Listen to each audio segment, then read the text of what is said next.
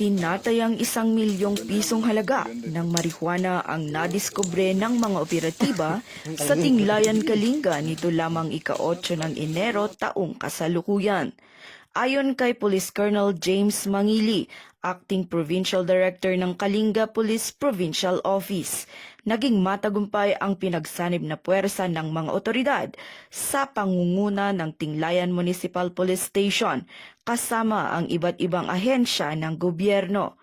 Ang operasyon ay nagresulta sa pagkadiskubre ng isang plantasyon ng fully grown marijuana plants sa isang komunal na kagubatan ng Kalinga na may tinatayang lawak na 500 kwadrometro at may nakatanim na mahigit kumulang 5,000 piraso ng fully grown marijuana plants na may kabuuang halaga na 1 milyong piso standard drug price. Bagamat walang nahuling cultivator, lahat ng nadiskobring marijuana ay naidokumento, binunot at sinunog sa mismong lugar at ang sapat na sample ay dinala sa Provincial Forensic Unit Kalinga para sa qualitative test.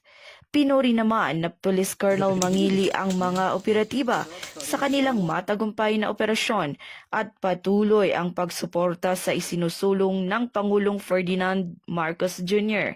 na whole-of-nation approach na kinakailangan para maging illegal drug-free ang ating bansa.